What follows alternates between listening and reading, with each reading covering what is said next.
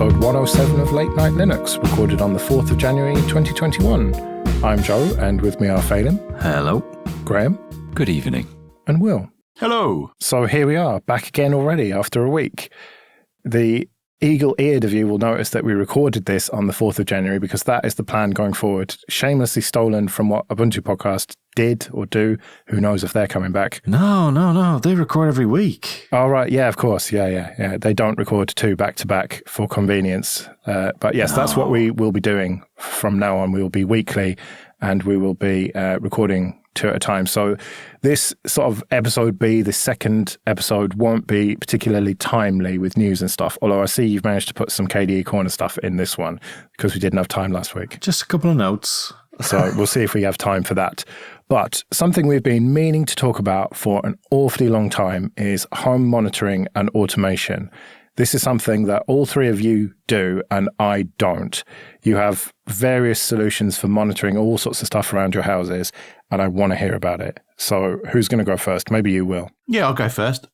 My sort of interest, I suppose, started years ago when I wanted to get back into designing my own circuit boards and like building my own integrated circuits, and was looking for something to build. So it does seem to be the naturally nerdy thing to do to find out what the temperature is. And so I set about building a wireless temperature sensor just for a bit of fun, really. So I built a few of these things and popped them around the house and then started gathering the data from them. And then I ended up writing a JavaScript library to plot them onto graphs. And then I migrated that to the Google Charts API.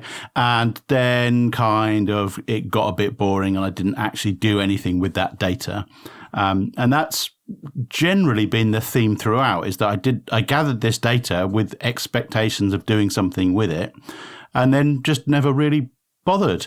And then once the Raspberry Pi came along, or maybe, I don't know, I can't remember the exact time, but it must have been sometime around the Raspberry Pi coming out, I decided that what I wanted to do was build my own smart heating controller so that I could turn the heating on and off from my phone and rid myself of the constant struggle of having to change the clock once every 6 months to make sure that the heating turned on at the right time. And so I invested a lot of time and energy in, first of all, understanding the wiring plan for the UK setup for boilers and thermostats and pumps and valves and all that kind of thing, learning how that all worked, and then building my own version of a heating clock on a Raspberry Pi and 4 relays. And I got that working, and it's still working to this day. And it is just a Python script that switches relays on and off, but it still works. And it meant that I had the equivalent Nest functionality from my phone, I'm going to guess 6 years ago, probably longer than that ago. And then I got an Amazon Alexa, so I learned how to write Alexa skills and I enabled the heating. And actually, we prefer now to have the heating voice controlled than we do actually setting the timer. Because if it's a little bit cold, we just call out and Alexa turns the heating on. And, half an hour later, the house is nice and toasty. And it's been working absolutely fine. There's two big red flags in there. First of all, you said the Google Charts API, and then I thought it was all going really well until you started talking about the fucking Alexa. Like, I thought the whole point of this was to not use the cloud stuff. Yeah, but it's just convenient, isn't it? Imagine being able to shout from your bed and have the heating turn on. Yeah, that would be pretty sweet. I appreciate it's kind of niche, but even my wife really does use it a lot more than she would have been bothered to go upstairs to the airing cupboard, open the door, press the button and come back downstairs again. It is convenient and it does genuinely improve our lives just a tiny little bit. It does mean, though, that somebody could come to my house, open my letterbox and turn my heating on by shouting through it. But, it's a risk I'm willing to take. Is that sitting on top of anything like Home Assistant, Will? No, I checked out like Home Assistant and Node-RED years ago, and they just seemed too involved, and I didn't really know what I was going to do with any of this stuff.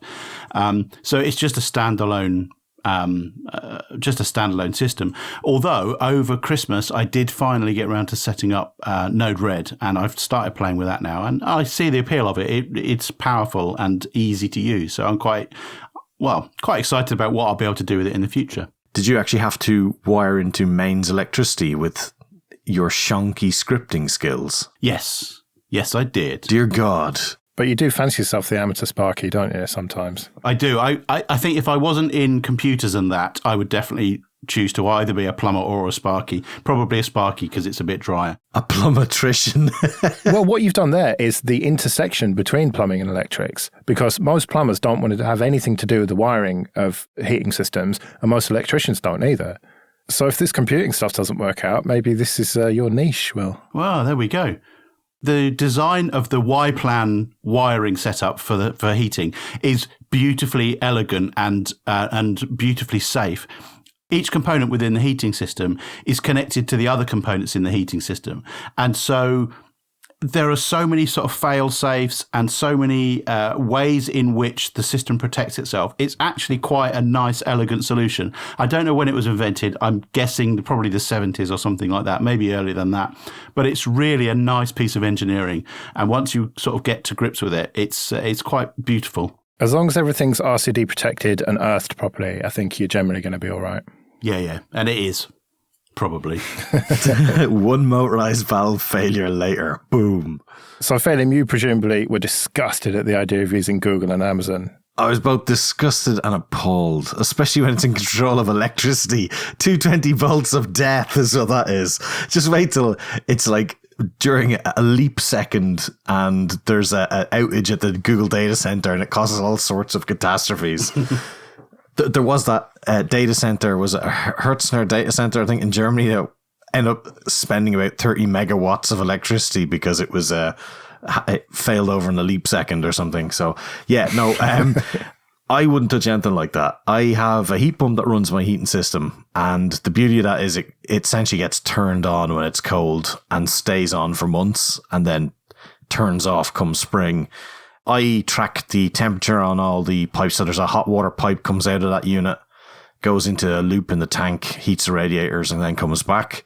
So I measure the difference between those two and then the electricity of that unit as well. But I've never actually really done anything with it, but I've been hoarding data for a very, very long time with it.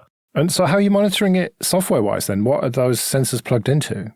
So I have a Pi in the, what do you call it, airing cupboard, or essentially we call it a hot press here, but there's no pressing of metal or any heat. Okay. Barred that from the pipes that is in there, but it's where the main hot water storage tank is. And it's a closed loop system for anybody who cares. And it's fed by a header tank in the attic for the cold supply, but it's essentially a large cylinder tank with a large loop in it, and it uses 1 inch diameter hot water pipes. So the Pi sits in that cupboard with all that, and it's got probes up to all the pipes, and it has a USB receiver for a current cost unit, and that clamp goes around my live cable coming in from the electricity supply. So I have a match of what the unit is outputting, the electricity that's getting used, and I also have a weather station then out the back garden as well, so I can kind of cross-reference all those three things. I have not determined any interesting information about these, but I do have a graph that I constantly look at where I would see the current electricity usage last year's, last week's, and 2 years ago, just to see kind of on a same graph, a current trending analysis to see if we're slightly less terrible at our heat insulation or better. And is that all just chunky Python scripts that you've written then? They are high quality, amazing Python scripts, and they upload to my Python own 2. server. Yes, there may be a lot of Python 2, possibly even some Debian 8, I think is the newest Debian that might sit on one of the Pis. But that all uploads to my server that's actually out in the data center, and I run Graphite on that because a long, long time ago, I started using Graphite, and I found it to be really reliable and simple and none too fangled timescale DBs like they are these days, but it does the job. Okay, this episode is sponsored by Linode. Go to linode.com/late-night-linux to get started with $100 free credit. Whether you're working on a personal project or managing enterprise infrastructure, Lenode offers simple, affordable, and accessible cloud computing solutions that allow you to take your project to the next level. Simplify your cloud infrastructure with Linode's Linux virtual machines and develop, deploy, and scale your modern applications faster and more easily. Lenode has 11 global data centers and provides 24/7, 365 human support with no tiers or handoffs regardless of your plan size. In addition to shared and dedicated compute instances, you can use your $100 credit on S3-compatible object storage, managed Kubernetes, and more. I recently moved our website over to Linode, and it was easy and completely hassle-free. The documentation's excellent, and I'm really impressed with the service. So go to linode.com/late-night-linux and click on the Create Free Account button to get started. That's linode.com/late-night-linux. What about you, Graham, then? I think I might have maybe the most standard setup. I've got a bit of a fetish, I suppose, for smart devices. And so I've got quite a lot of them. Whenever I've had to replace a bulb, I've bought like a remote control bulb. That I do have like a Hue hub, but we mostly don't have Hue bulbs because they're too expensive. But the Hue hub can talk via OpenWave to lots of different bulbs. I've got pretty much everything I can get connected. So for heating, we do actually have the Nest, mainly because we've got underfloor heating here, and it takes hours to heat up to get to any kind of temperature. So the good thing with the Nest is that you can say you want it to be a certain temperature at a certain time. Now, the Nest API was closed a couple of years ago. We talked about it, although I had a developer account, so you could still get to the API calls for the Nest devices, which does have a bit of a security issue. But Google has recently relaunched a new developer initiative to give people access to the APIs, which you can use. Now, the thing that's different with mine is that for 3 years, I used a home automation system called Demotich running on a Raspberry Pi. I even still maintain the snap for that. It's a way of bringing in everything. And I've got like the printer connected. I've got a telephone connected. I've got it connected to the weather with scripts telling me when the daylight time is to turn the lights on automatically. It's connected to our doorbell. It's connected to some smart sockets that turn on some other lights. The top floor has electric radiators where I've put in temperature sensors, which then it gets turned on when I turned on different zones from the home automation software. You kind of link it. So I'm using software to kind of automatically manage these devices. And that's the good thing about using something like Demotich, is that you can say these devices are in this room, and then you can set up certain conditions that say, look, if you're inside the house and the forecast is for the temperature to be cold, turn the heating on. And I've done that. I've left these rules running for a long time, and they really work well. We use heating oil, so we're not on the national grid out here in the countryside. So I have to monitor how much oil we're burning to heat up the house. And that's via an SDR RTL dongle that decodes the signal sent from a Watchman oil monitor, which sends a depth gauge reading basically every couple of minutes from the oil tank. And that's just a dongle plugged into the Raspberry Pi and a simple script to turn that into a value that I can then push to Demotich. But I've actually recently switched to Home Assistant. I could give you good advantages on both of them, but Demotich is really, really flexible, but feeling a little bit old. In fact, the app is paid for and doesn't work very well, whereas the Home Assistant, I think probably because they're trying to sell the software as a service version, which is has.io, has a really great open source app. But everything I do, with the exception of the API calls, I try and lock into behind the firewall into the house. So I also have an Amazon Alexa device, which is actually really good fun. But I use a piece of software called HA Bridge, which is a Philips Hue Bridge emulator running on the Pi, which allows you to add kind of virtual devices in the home to pretend to be Hue devices, so that nothing ever gets out to the cloud when you're making calls to turn on a certain light through HA Bridge, for example. But you do need to have a real Hue Bridge device that then calls to send the right signal to the device. It'd be really interesting to know, Will, how you set up the skill, because that sounds really interesting. Because with HA Bridge, you don't need to. You basically set up a dummy light and treat everything as a light with a color or a brightness, which is easy to do. But you have to pretend it's a light, even if it's a heating element. Other than that, it does get really complicated, but I find it's really interesting when you go out, for example, and I've got the oven connected via Home Connect, which Jesus is Christ. You can see if you've left the oven on, and I get a little bit paranoid about it, but you can open up the cameras, and I've got some motion sensors turning on the lights in the stairs if people get up in the middle of the night and things like that. Fucking Graham McAllister there. Well, is your oven actually Wi-Fi connected then? Yeah, it's using an open protocol called Home Connect. Right. Open Inferno. Yeah. So that does have some restrictions that you have to physically turn on the device when you send certain calls to it, or you have to pre-ready it to be turned on if you know that you're going to turn it on remotely. And I actually have done that. It's quite good to preheat the oven if you know you're going to come back and put a lasagna in. It's a pretty complicated setup, and I found it really good to put it into like a home automation platform like Home Assistant or Domotich. I do hear a lot of good things about Home Assistant, mostly from my friend Chris, who's just obsessed with it. And they shipped hardware with it recently, I think. It's a very big deal, Home Assistant. But I don't know, does it really do stuff that you can't just script yourself? It does it easily. It's for the rest of us. It's like they call them integrations, but if there's an integration, I've got a Logitech Harmony remote, for example.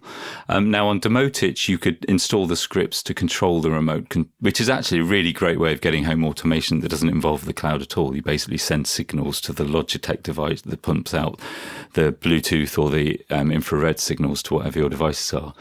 That takes quite a bit of work on Domotich, or if you do your own scripts, whereas in Home Assistant, you basically add this single integration. It detects your device, you press a button, and you immediately have access to all of the things your remote has already set up to control. And it's the same for Nest and Ring and TP-Link and Hue and all the other things that Home Assistant automatically has integrations for. Anybody could do it, basically. And you can completely host that yourself on your LAN or your own Lenode box or whatever. Yeah.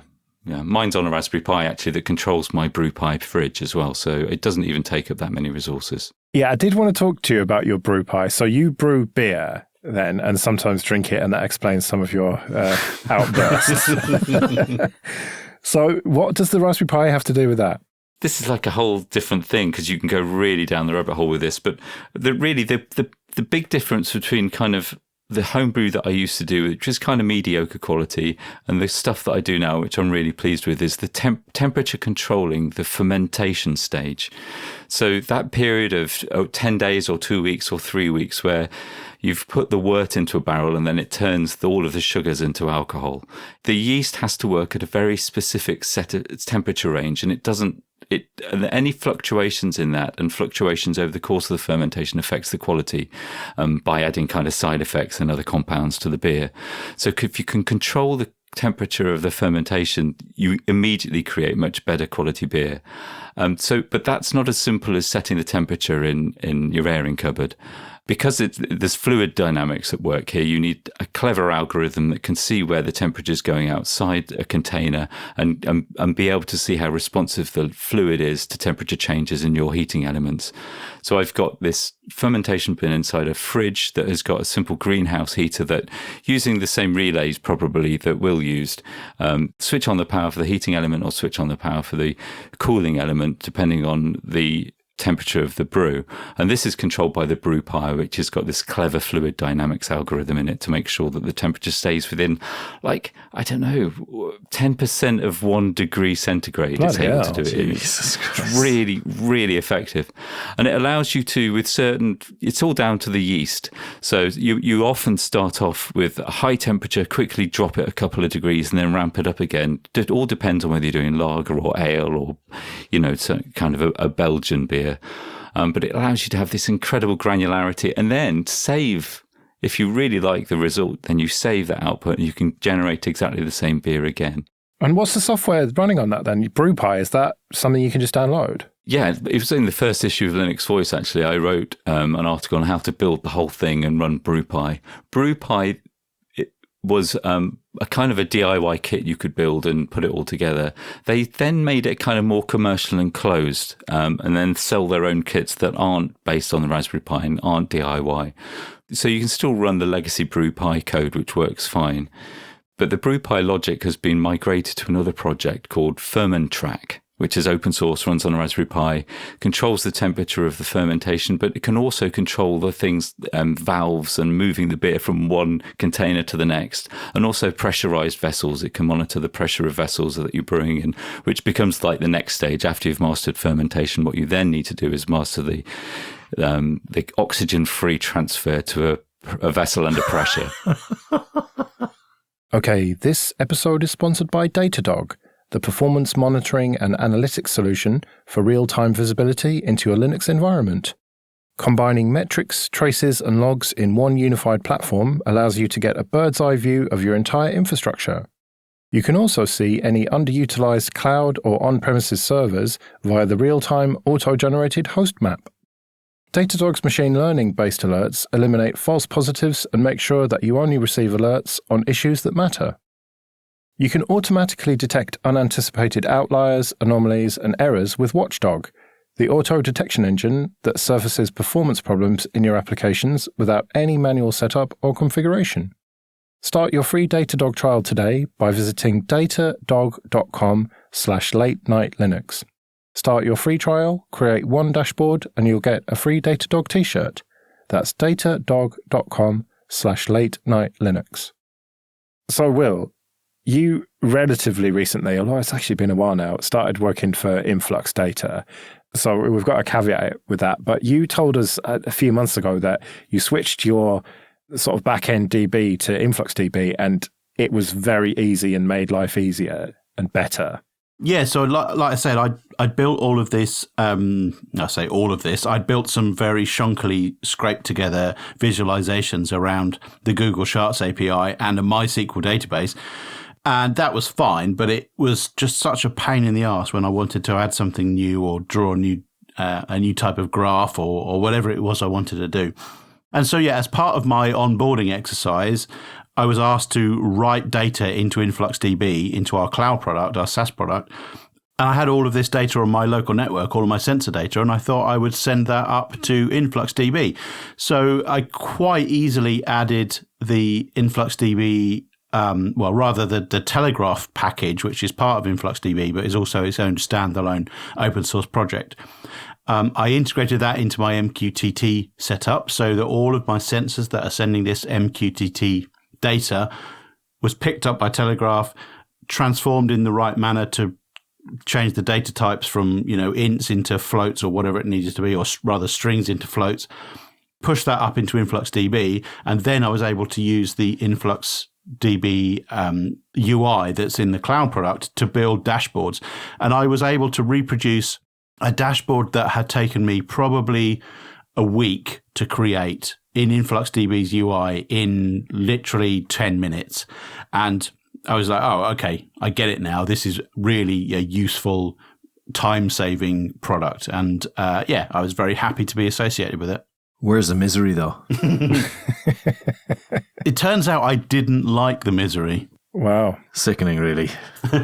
That's pretty cool, though, because when you said that you were joining Influx Data, I looked into the DB and I don't know, it was just a bit beyond my simple little brain, really. Like this time-based DB and stuff. Like, have you got a basic explanation for it?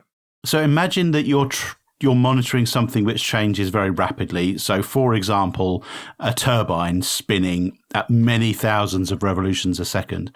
So this thing is generating a lot of data, a constant stream of data. And, something like MySQL is just not the place to do that. Where MySQL is a traditional relational database, it's not really geared up for querying to specific time ranges, and it's not geared up for dealing with sort of that linear progression of data. Whereas InfluxDB is built around that time being the critical index, and everything revolves around that. So if you're doing anything where the most important thing is when that thing happened, and the secondary most important thing is what the value was at that point in time, then things like InfluxDB are really a lot faster for querying that specific data. And so wherever you want a graph of values over time, so for example, temperature during the day, as the day progresses, what the temperature was at particular times, then InfluxDB is designed specifically to make the query of that particular data very, very fast. And because that's the nature of the database, that's the way the UI tools have been designed, is to build graphs for data which changes as time moves, which is just perfect for the sorts of things that I was monitoring. The data that was coming in was a temperature reading every couple of minutes or whatever. And so creating a graph of temperature over time was the work of about 2 mouse clicks and OK, and it was done for me. And then it was on a nice grid layout, and I could resize the size of the boxes, drag them to where I wanted them, and just easy. That sounds interesting. Have the other two of you ever tried InfluxDB then? No, I use Graphite with its Whisper file format in the background because it's on my own system. And then I'd use Grafana, which an awful lot of tools would use as a front end to that, to allow the sort of graph creation and things like that. Yeah, no, I haven't. The data logging in Demotage is actually very, very good. So I haven't needed any more than that. You can see quickly, for example, what your fuel usage was for this exact time last year and that kind of thing. I can picture that thing that dips in to measure that fuel as being a robotic arm off a mannequin that comes out with a camera on the end of it.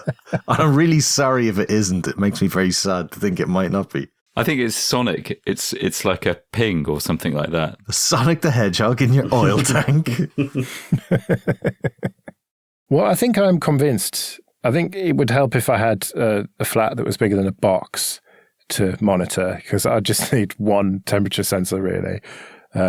But yeah, I can see it if you have a bit more space and, different rooms, and especially that brew pie stuff. That sounds pretty interesting, because it's what's always put me off brewing my own cider is I know it'll be shit, but if you can control all the elements of it, then that's pretty cool. So yeah, should give it a go. But yeah, if you, dear listener, have any experience with this stuff or any thoughts, or like me think that trusting Amazon in all of this is a terrible idea, then let us know. latenightlinux.com/contact. Quick bit of admin then. Thank you everyone who is supporting us on PayPal and Patreon. It really is appreciated, especially now that we've gone weekly. If you want to join the people who are already supporting us, then latenightlinux.com/support. And remember, for $5 a month, you can get an advert-free RSS feed. So that's about 4-ish episodes a month now instead of just 2. So it's even better value. And like I said, latenightlinux.com/contact if you want to get in touch with us. And tell someone about the show. That's a great way to help us out. If there's someone who you think might be interested, then send them a link or just tell them to search for us in their podcast app or whatever. Really helps us out. And I haven't forgotten about the next Community Mumble get-together. Probably talk about that on the next episode, when the date for that's going to be, probably towards the end of the month. Okay, this episode is sponsored by Lernard. Sign up at automation.link and use the code LateNightLinux to upgrade and get 50% off a year's subscription to a new DevOps training site called Lernard. The site covers the entire DevOps stack, starting with the basics of infrastructure as code, and includes almost 8 hours of lessons on Terraform, Ansible, Jenkins, and loads of industry tips along the way. If you're interested in learning DevOps, take advantage of this offer by visiting automation.link and upgrade with 50% off with the code LateNightLinux. That's automation.link and the code LateNightLinux. Okay, a very quick KDE Korner before we get out of here then. Yeah, so Graham's prediction of last year about Matrix, well, there is a very cool way to try it out, and that's a very nice new chat application called NeoChat for Matrix. It's a nice, albeit maybe slightly beta client, and it's a progressive sort of, it's a progressive desktop app, so it changes as it grows, so it can be used on the phone and on the desktop. And it's not a horrible Electron app, so I would say give that a try, but don't expect it to be completely perfect yet. Okay, and KDE apps in the Windows Store. Yeah, just sort of the annual go-over of everything bar Krita, which I'd love to have the stats on Krita, but there's no way to find them. That's the main one. I know. It does annoy me, but there's a breakdown of the last 30 days and the overall statistics, with Kate coming out at 75,000 roughly, and Oclear at 69,000, and the rest are a bit less. I think it's quite interesting, especially if some of those apps would have been seen as sort of like second-rate citizens. I think that's a fair decent number for a other OS running natively. So Yeah, I keep meaning to, but I keep forgetting to email the Krita developers and ask them if they'd give us some updates, because it's been a while since. But yeah, worth a shot. And Nate did a highlights from 2020 post. He did, yeah, and really, you should wander through them. It's a very quick overview. Some great stuff in there. My top take this year, I think, was annotations in the Spectacle, the desktop snapshot app, because I hate having to reopen Krita, funnily, because I can't use it. So circling things with a red marker, job done. So happy days there. And the last one then was, he also wrote a way to sort of analyze the community, how to make projects better. He has a term, the geeks, mops, and sociopaths, and I think it's worth a read. Some interesting points to be taken from it, but another perspective on how to run a community well. Cool. Well, links in the show notes for all of that. So we'll be back next week then. It feels weird to say it, but until then, I've been Joe. I've been Phelan. I've been Graham. And I've been Will. See you later.